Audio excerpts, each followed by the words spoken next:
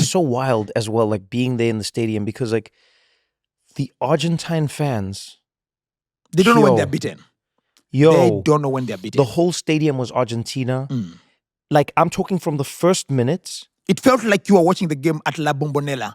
Until the handing of the trophy, they were still singing. They were even still during chanting. the hanging. Yeah, they were. It's like you couldn't tell if they'd won or lost. I'll say this. And watching them with Messi stand in front of them, did it feel like a farewell to you? Do you think Messi's gone? No, I don't think he is. I think they still a last dance in him. I watched him. So the funny thing about that image is I never thought in 100 years, I never thought Messi would reach that kind of status with these Argentine fans. They were banning his jerseys and banning his effigies just 10 years ago when they forced him into retirement. When they used to call him the when Catalan. They were saying the Catalan, When they went like, you don't feel the way Maradona used to feel. Because remember, the reason Maradona is so adored in Argentina is he tagged on the emotional chords of the fans.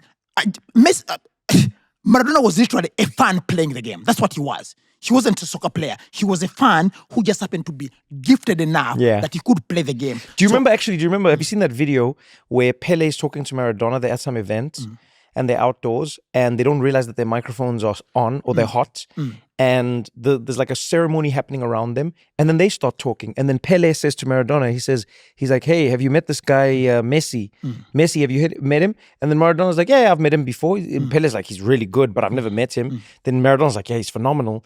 Then he goes, yeah, what's he like? Then Maradona goes, look, he's really, really talented. He's like, but he has zero personality. Yes. He's like, he'll never be great because he has no personality. Yes. He doesn't make the fans feel anything. He doesn't make the team feel anything. Argentines are a very passionate people. They're a very fiercely emotional people. And so Maradona, even with the things he used to do, the way he used to talk to the opponents, the way he used to talk to the referees, you could go like, oh, that's what I would do as a fan. Just that most fans are not gifted enough to be on the pitch. To the pitch. Yeah. And so Messi, for the longest time, part of the reason why they accused him of being Catalan is they said, you don't feel. Remember, he never played in the Argentine league before he came to Barcelona. Which is rare. Yeah, so he never had that bond with the fans. And so to see him cry as they were singing and like they were chanting at him and they were serenading him. He just that emotion, stood there. Yes, crying in front of them. As they sang, it was beautiful. It was beautiful, Trevor. To see, you know, because normally in the world, normally in any story, drama or otherwise, you want to see that redemption arc.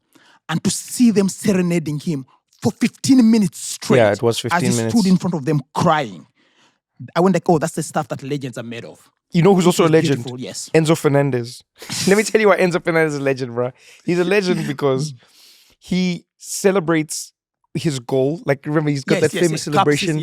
Cups his ears, and he does the thing. Cups his ears, does the thing, standing there. So now it's a great meme. Like, everyone's got that meme, right? Then, did you also see that press conference that he gave? Okay. So, because he put out, he had like a post on his social media where he played Wonderwall.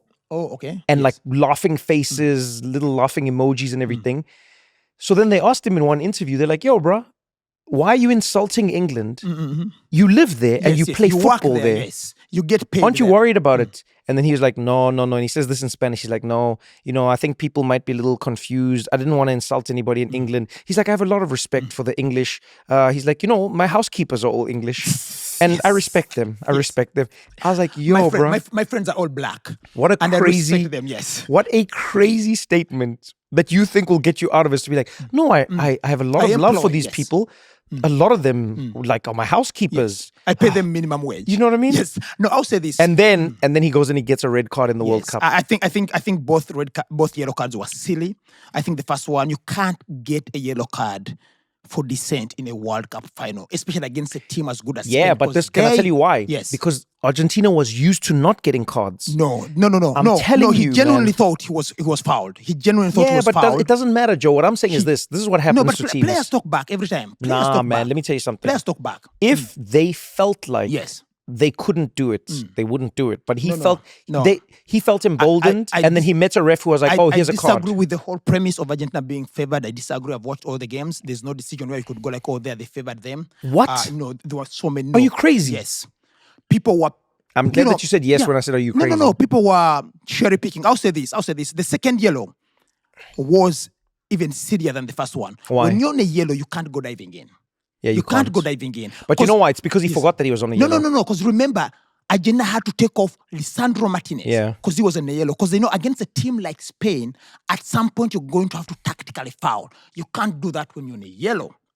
So they took off Licha, who was one of their best defenders, and now he goes and does that. Now he's left them with 10 men. Messi doesn't press. Messi doesn't track back. Now you've left us essentially with 9 men. Guys, you can't. But even if you have 10 men, 10 men against Spain, you're going to work. Guys, forget work. It's finished, man. No. But I'll say they gave a better. Can you think of a team Yes. that can play Spain with 10 men on the field? Yes, Argentina. It's the only team. Because I'll tell you one thing: they gave a better account of themselves than France with 11 men. Against Spain? Yes. Yeah, that's true. They gave a better count. And the thing is, when I started out, and if you watch the live stream, I end up being very pro-Argentina at the end because I love a good defensive performance. I haven't seen like teams defend like that since They were Italy. immense. They were in immense. 2004, Euro 2004, when they defended like that. Alessandro Nesta, Fabio Cannavaro, Maldini, Francesco Toldo against the Netherlands at home. Netherlands missed 2 penalties. Italians were reduced to 10 men. They defended like their lives depended on it. Took it to penalties. Francesco Toldo stood up tall. They advanced to the finals. Now, I'll say this. I love a good defensive performance. I love a good attacking performance, but I love when the defense goes like, today we are throwing everything. We're putting our bodies on the line. And I felt Argentina did that. I feel like Alberto Passarella, their famous defender from 78, if he was watching, he must have been impressed. They gave it everything. It was a good way to lose. You give a battling performance, Argentines yeah, have except when that. they started punching people after the game. Yeah, I don't know why they did that. Because for me, I felt like they were gallant losers. They were gallant. And then like at the end, it just turned into a brawl. Yeah, because like it was a full-on brawl. Because Argentines are also sometimes sore losers. We are sitting in a professional boot room. You see it. This should smell like every overtime game, every rainy practice, and every pair of cleats that got left in a trunk over a long weekend. But instead,